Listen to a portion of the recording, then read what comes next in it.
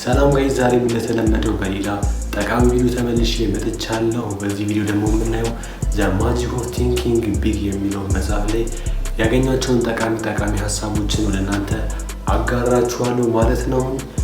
በዚህ ቪዲዮ ከምናቸው ሀሳቦች ውስጥ ሃው ቱ ቲንኪንግ ቢግ፣ የኛ ቲንኪንግ የኛ ሀሳብ እንዴት ነው ቢግ ነው ወይስ ስሞል ነው የሚለውን ነገር እናያለን በዚህ ቪዲዮ።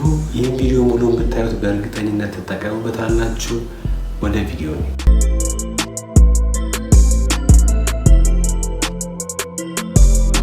የመጀመሪያው ቻፕተር ኖ ሃው ቱ ቲንክ ቢግ። በመጀመሪያ ቢግ የሚለውን ሀሳብ በሎጂክ ጀስቲፋይ እናደርገው። ቢግ ማለት አንድ ነገርን ከሆነ ነገር ጋር ኮምፔር ስናደርገው የሚመጣ ነገር ነው።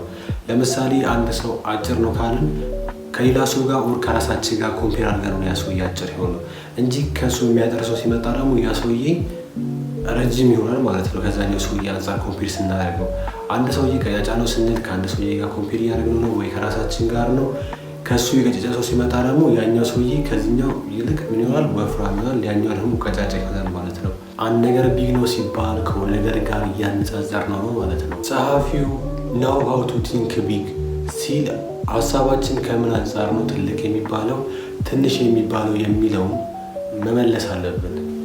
በቀላሉ ናው ሃው ቱ ቲንክ ቢግ የሚለውን ሀሳብ በቀላሉ ብሬክዳውን ስናደርገው አሁን ከምንችለው አሁን አቅማችን ከሚችለው ነገር በላይ የሆኑ ነገሮችን ማሰብ ስንጀምር እናደርጋቸዋለን ብለን ከምናስባቸው ኦር ይሄ ስራ የሆነ ስራ ቢሰጣችሁ ልታደርጉት የሚችሉ ስራ አለ። ልታደርጉት ደግሞ ማለት ከኔ አቅም በላይ ነው ብለን የምናስበው ስራ አለ። ያኛው ከኛ አቅም ነው ብለን የምናስበው ስራ ማድረግ እንደምንችል ማሰብ መቻል ማለት ነው ቲንክ ቢግ ማለት ነው። ጸሐፊው ማድረግ ከምትችሉት ነገር በላይ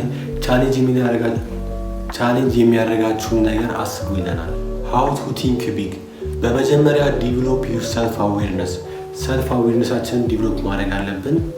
መጽሐፉ ስለ ሰልፍ አዌርነስ የሚያነሳቸው ሀሳቦች ላይ አሁን ያላችሁበትን ምን ላይ እንደሆናችሁ ማወቅ አለባችሁ። ከስኪል አንጻር ምን ላይ ያላችሁት፣ ከፋይናንሻል አንጻር ምን ላይ ያላችሁት፣ ከናውሌጅ አንጻር ምን ላይ ያላችሁት፣ አሁን ምን ላይ እንዳላችሁ ማወቅ አለባችሁ። ከዛ ስትሬንግዛችሁንና ዊክነሳችሁንም ማወቅ አለባችሁ። ከዛ ሁለተኛው ደረጃ ሁለቱንም አክሰፕት አድርጓችሁ፣ ስትሬንግዛችሁንም አክሰፕት አድርጉት፣ ዊክነሳችሁንም አክሰፕት አድርጉት። ዊክነሳችሁን ከምትሸፋፍኑት ይልቅ ገላልጣችሁ አክሰፕት ብታደርጉት ለማሻሻልም ለመለወጥም ይረዳችኋል። ሁለተኛው ደግሞ ዩዝ ጎልስ ቱ ሄልፕ ዩ ግሮዝ። ቅድም እንዳልነው ኖርማል ከሆነ አቅማችን በላይ ሊያሳድገን የሚችልን ግብ ኦር ደግሞ ጎል ማስቀመጥ ማለት ነው። እነዚህን ጎሎች ስናስቀምጥ በተቻለ መጠን ክሪል እና ፊክስድ አድርገን እናስቀምጣቸው መጽሐፉ ይናገራል። ጸሐፊው ተናገር ብትባል በቀላሉ ልታስረዳውና ልትናገረው የምትችለው ግብ ይኑርህ ይለናል።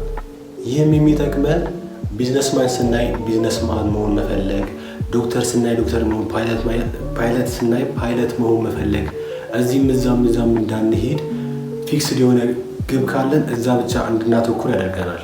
እነዚህን ግቦች ስታስቀምጡ ሎንግ ተርም ቲንኪንጋችሁን ዲቨሎፕ ማድረግ ይኖርባችኋል። ሜቢ ከ10 ዓመት እና ከ5 ዓመት በታች መሆን የለበትም። የዛሬ 10 ዓመት ራሳችሁን ማግኘት የምትፈልጉበትን ቦታዎች ላይ በሎንግ ተርም ነው ጎላችሁ ማስቀመጥ ያለባችሁ። ከ10 ዓመት በኋላ ራሳችሁን የት ታዩታላችሁ? አይዲልስ ለማለት ብቻ ሳይሆን የዛሬ 10 ዓመት የእውነት የሚያስቀመጣችሁት ግብ ላይ እንደምትገኙ ለራሳችሁና ለአእምሯችሁ ታመን አለባችሁ። ያንን ካደረጋችሁ ኢኖቬት።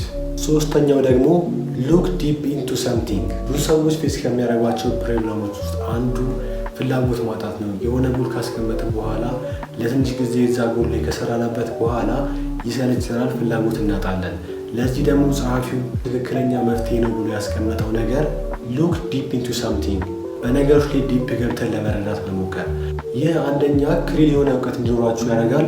ሁለተኛ ደግሞ ኤንቲሲዝም፣ የጠፋው ፍላጎታችሁና የጠፋው ደስታችሁ ስሜታችሁ እንዲመለስ ያደርጋል። አራተኛው ደግሞ ቲንክ ክሬቲቭ። ብዙ ሰዎች ክሬቲቪቲ ለየት ያለ ስዕል መስራት፣ ለየት ያለ ዘፈኖችን መስራት፣ አዳዲስ ነገሮችን መፍጠር ነው ብሎ ያስባል። ጸሐፊው ግን ያ ክሬቲቭ ያኛው ብቻ አይደለም ይለናል። ጸሐፊው የክሬቲቪቲ ዲፊኒሽን ያ አይደለም ይለናል።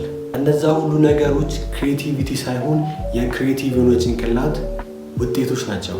ክሬቲቭ ማለት አንድ ነገር ሌሎች ሰዎች ከሚሰሩበት መንገድ በተለየ አሰራርና መንገር መስራት ማለት ነው። ጸሐፊው ክሬቲቭ የሆኑ ሰዎች እነዚህ ሁለት ኳሊቲዎች አሏቸው ይለናል። ዋቴቨር ዘይ ዱ የመጀመሪያ ያላቸው ነገር they believe this is a better way of doing something በተለየ መንገድ መስራት እንደሚቻል የሚያምኑ ሰዎች ናቸው። ሁለተኛ ኳሊቲያቸው ደግሞ how can I do better እንዴት የተሻለ ማድረግ ይችላሉ የሚል ሜንታሊቲ ያላቸው። ክሬቲቪቲ በመጨነቅ አይመጣም።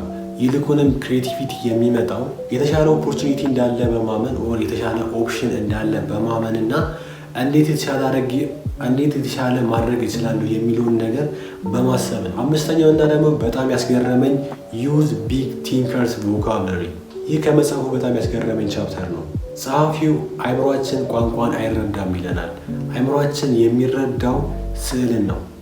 ለምሳሌ አበበ በሶ በላ ብላችሁ አይምሯችሁ ውስጥ ሊመጣ የሚችለው ነገር የሆነ አበበ ብላችሁ የሳላችሁት ሰውዬ ጭንቅላታችሁ ላይ በሶ እየበላ ያለ ኢሜጅ ነው ጭንቅላታችሁ ላይ ይመጣው። ወይ ደግሞ በልጅነታችሁ አበበ በሶ በላ ያለ ያስቸመድናችሁ አስተማሪ ይመጣው። ወይ ፈተና ላይ ስትፈተኑ በልጅነታችሁ አበበ በሶ በላ ብላችሁ የሞላችሁት መልስ ነው የሚመጣው እንጂ አበበ በሶ በላ የሚለው ወርድ አይደለም አይምሯችሁ ላይ የሚመጣው። አይምሯችን ወርድን ሳይሆን ስዕልን ነው አንደርስታንድ ማድረግ የሚችለው። እንደምታውቁት ዓለም ላይ ያሉ ሀገራቶች የጥንት ስልጣኔ ያላቸው የጥንት ስልጣኔያቸው ላይ የመጀመሪያው ጽሑፈት የሚገኘው አብዛኛው በወርድ ሳይሆን በስዕል ነበረ። በሌላ መልኩ ደግሞ ስዕል ኢንተርናሽናል ላንጉጅ ነው።